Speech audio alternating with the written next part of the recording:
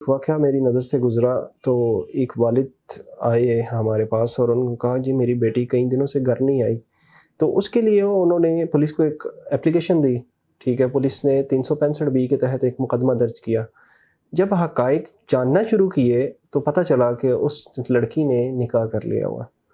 اب یقین مانیں کہ اس والد کو اس چیز پہ یقین ہی نہیں ہو رہا تھا. وہ کہتا تھا کہ شاید میری پرورش میں کوئی فرق ہے یا میری تربیت میں کوئی فرق ہے، اور بارہا اس لڑکے کی طرف یہ پیغامات ارسال کروائے گئے کہ خدا را ہماری عزت کا خیال کرو، 10 بندے لے کے آؤ، ہم اچھی طرح سے آپ کا بیٹھ کے نکاح کرواتے ہیں، ٹھیک ہے، اور آپ اپنے گھر لے جاؤ. اب جو کرنا تھا وہ تو آپ نے کر لیا. لیکن ان کی طرف سے انکار آیا، اور 164 کے جو بیان ہے وہ دینے کے بعد اس لڑکی نے یہ بھی اس میں دیا کہ مجھے اپنی فیملی سے خطرہ ہے، مجھے یہ ڈر ہے کہ میرے ماں باپ مجھے مار دیں گے. تو مجھے یاد ہے کہ ان لوگوں نے اس علاقے سے اپنا گھر ہی چھوڑ دیا تھا.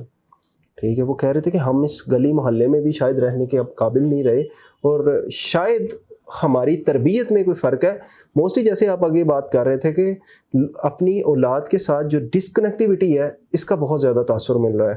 ٹھیک ہے، جب اولاد کے پاس بیٹھنا نہیں ہے، موسٹلی اب دیکھ رہے ہیں کہ لوگ بیرون ملک ہیں، وہ ادھر سے پیسے بیچتے رہتے ہیں، اولاد کا کوئی اتا پتہ نہیں، بابا یہ بھیج دیں، بابا وہ.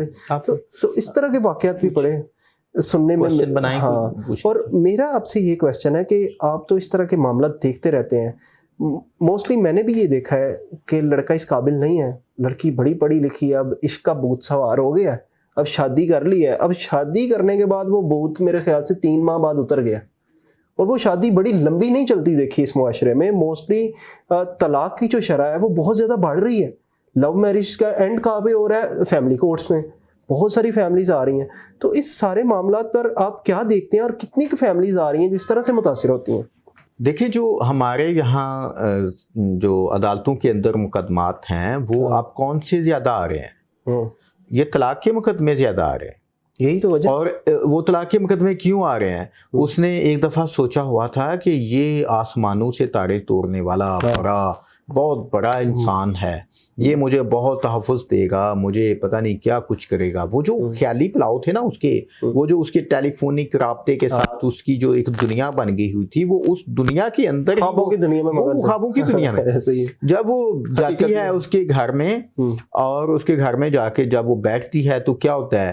ٹوٹا ہوا گھر، دروازے کے بغیر واش روم، اور وہی وہ ٹوٹی ہوئی پیالیوں کے اندر وہ کوشش کرتی ہے عشق کے ساتھ کہ کوئی بات نہیں، یہ دنوں میں سارا کچھ ٹھیک ہو جانا ہے، اس نے تو بہت کچھ کر لینا ہے. بعد میں وہ دوسرے دن ماں کی جو ڈالی ہوئی بالیاں تھیں وہ لیتا ہے، آپ ذرا یہ دیں، حالات ابھی ٹھیک نہیں ہیں، کاروبار چل نہیں رہا، تو وہ کھاتا ہے. اگر کچھ چوڑیاں پہنی ہوں گی تو وہ بیچے گا. لڑکی کو ٹھیک 5-7 دن کے بعد سمجھ آنا شروع ہو جاتی ہے کہ میرے ساتھ گیم ہو چکی ہے. اب یہاں پہ 2 چیزیں ہوتی ہیں. ایک تو یہ کہ وہ ایریا جہاں پہ لے جاتا ہے وہاں سے لڑکی کے ایگزٹ کی گنجائش کوئی نہیں ہوتی. مثلا وہاں سے وہ ٹریول کرے گی دور، کہیں رکشے پہ بیٹھے گی، اس بیچاری کو گھر کے محلے کی تیسری دیوار کا پتہ نہیں ہے، تو کسی ان نون تحصیل میں کہیں بہت دور کہیں کسی ڈسٹرکٹ کے اندر وہ کیسے کسی عدالت میں پہنچے گی؟ تو میجارٹی پہنچ نہیں پاتی، وہ عدالت میں نہیں پہنچ پاتی، وہ آسمان پہ پہنچ جاتی ہیں. اب ایک بات تو یہ ہو گئی. اب جو عدالت کے اندر پہنچ پائیں گی وہ پھر جا کے بتائیں گی کہ میرے ساتھ یہ ہوا یہ ہوا. اب دیکھیں، طلاق ہو گئی، طلاق ہونے کے بعد اس کا گھر کوئی بھی نہیں ہے، وہ ایک آزاد پنچھی ہے، گھر والے اپنانے کے لیے اس کو تیار نہیں ہے، وہاں پہ رہنے کے حالات نہیں ہیں. تو اب کہاں جائے گی؟ وہ دارالامان میں بھی اتنا نہیں رہ سکتی، وہاں کے جو حالات ہیں وہ بھی نہیں بتانے والے. تو اب کیا ہوگا؟ جو اس کی زندگی کے ساتھ ہوگا وہ خدا کی ذاتی بہتر سمجھتی ہے. تو میں یہ کہوں گا جوان نسل کو کہ خدا را اگر آپ اس طرح کے فیصلے کرتے ہو تو ہوش کے ناخن لو. جو آپ کو یہ لگی لپٹیاں سنا کے آپ کو اٹریکٹ کر رہے ہیں نا، وہ آپ کی زندگی کے ساتھ کھلواڑ کریں گے، وہ آپ کے ساتھ وہ کریں گے جس کا آپ نے کبھی سوچا بھی نہیں ہوا. میں نے بہت زیادہ مقدمات کے اندر دیکھا کہ ان ظالموں نے لڑکیوں کے ساتھ لو میرج کی، پھر دوسری تحصیلوں یا ضلعوں میں جا کے بیچ دیں، وہ پھر بکتی بکتی کہیں کی کہیں چلتی گئیں. یہ جو کالا کوٹ ہے اس کے پاس بہت سی چیزیں ہوتی ہیں، ہم تو سوسائٹی کو بتاتے ہی نہیں ہیں، ہم تو اپنی کلائنٹس کی سیکریسی نہیں بتاتے.